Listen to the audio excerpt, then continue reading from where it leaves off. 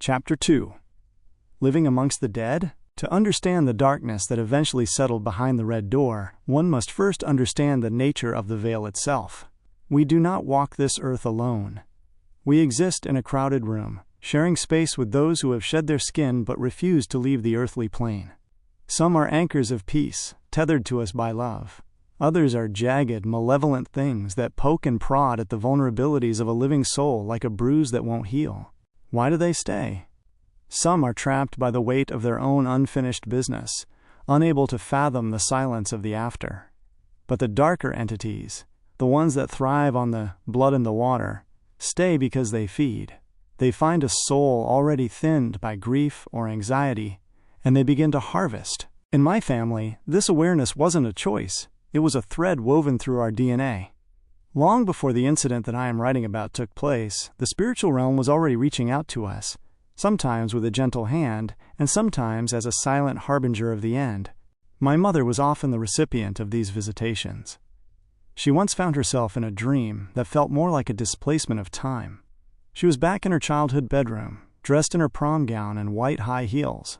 When she stepped out of the room, the familiar hallway was gone, replaced by the open road she had grown up on.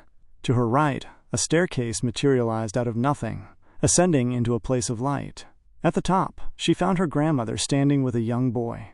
Around them, people were tending to gardens and playing music, a scene of vibrant, rhythmic peace. But as she stood there, the stairs reappeared beneath her feet. It wasn't her time. As she descended back into the physical world, the dream snapped, and she woke up. It was a peaceful visitation, a reminder that the road doesn't truly end. But not every interaction was a dream. When I was only 10 months old, just a few months after my grandfather passed away, the veil thinned in the hallway of our home.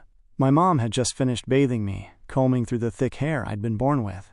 The bedroom door was open, throwing a slant of light into the hall. Suddenly, I stopped moving. My eyes locked onto the top of the stairway, and I reached out my small arms, beckoning for someone to hold me. My mother watched me interact with the empty air, convinced that her father, my late grandfather, was standing right there, reaching back. He appeared to her again when I was a toddler, during a week when a vicious virus had left me bedridden. My mother was delirious from lack of sleep. When she finally drifted off, she saw him. My grandfather was sitting on the couch, cradling me with my head in his lap. He looked up at her and said, "Sissy, he will be fine. Everything will be okay." He was a protector, a guardian in the gray, but his final appearance carried a much sharper edge. He appeared in her dream and knocked on the door. When she invited him in, he walked to the bathroom door and stood there, silent. My mother spoke to him, pleading for a word, but he offered no response. He was just a silent sentinel, watching.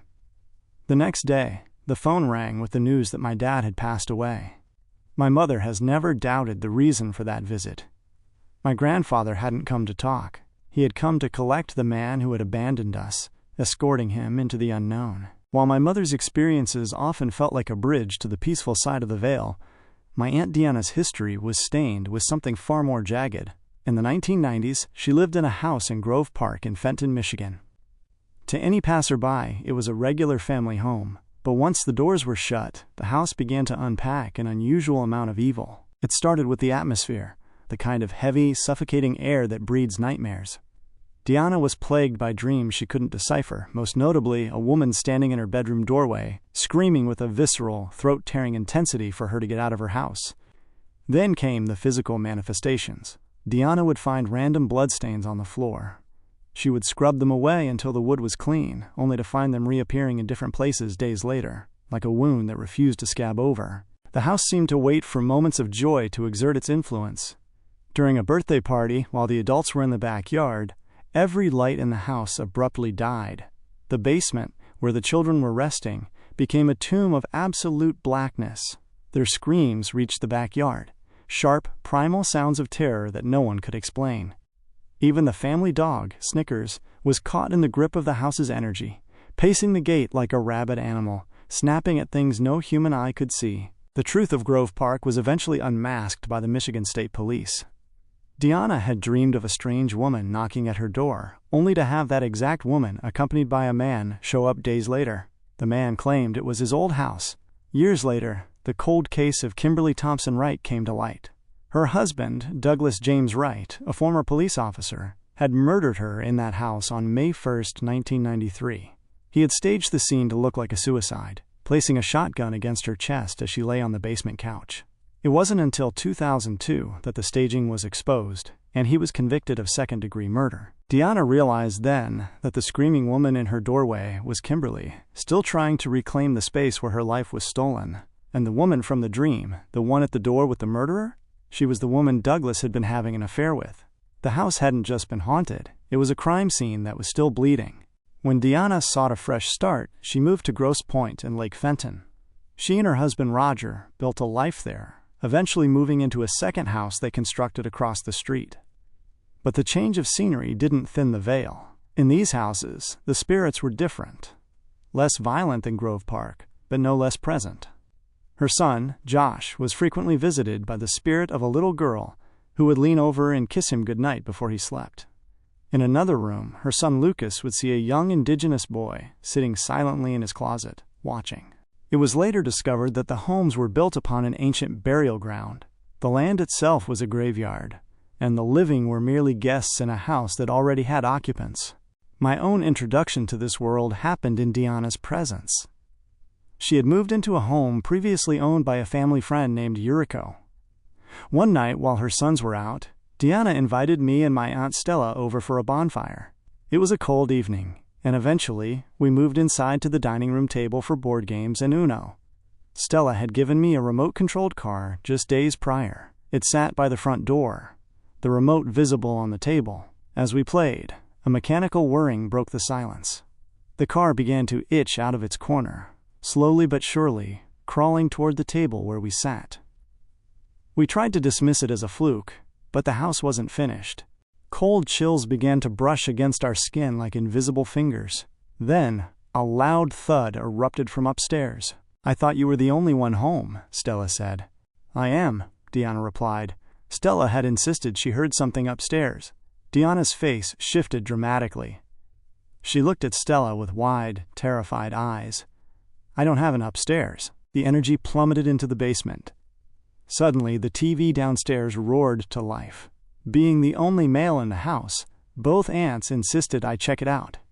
With the hair standing up on my arms and my lungs filled with the air of fear, I descended into the pitch black and shut it off. When I rushed back up, my aunts were laughing to mask their terror. That night, a shadow watched us through the window despite there being no cars in the driveway. Later, as I dozed off to the sound of George Lopez on the TV, 4 violent bangs struck the wall. We found the bathroom light on, a light Deanna was certain she had left off. Shortly after, Deanna moved again, this time to Grand Blanc, but the spirits followed. Light bulbs would be unscrewed from the walls and ceilings, left shattered on the floor for them to find when they returned home. Following the events this novel is based on, in 2023 events occurred in a home I was living at in Detroit. I was sharing a 3-story house with my partner and other roommates. One morning, the landlords came to clean out their late father's bedroom for a new roommate. They pulled up the carpet, cleared the bedding, and stripped the room bare. After they left, I was home alone. I fell asleep in my recliner, the same chair I sit in today, feeling the decline of my health. I woke 20 minutes later to the sound of muffled talking. I sat up and looked at the bay window. The driveway was empty.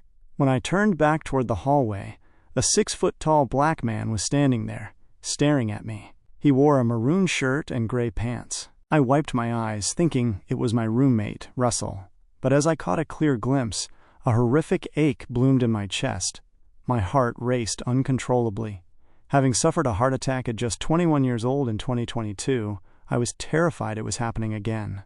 I looked down to catch my breath, and when I looked up, he was gone. When I spoke to the landlord later, I asked about his father. "My dad is no longer with us," he said. "He died in the house." In that hallway, I described the man in the maroon shirt and gray pants. The landlord gasped. "Don't be playing with me now. When we buried my dad, we buried him in a maroon shirt and gray pants. His father had died of a heart attack in that exact spot." In that moment, fear and peace collided. He wasn't there to hurt me. He was a family man showing gratitude for the care his sons had taken with his room. Many encounters have shaped my family, some peaceful, some sinister. But nothing, not even the screaming woman of Grove Park or the silent man in the hallway, could have prepared me for 2018. That was the year the veil didn't just thin, it tore wide open, revealing a malevolent presence that no human soul should ever have to witness at 422.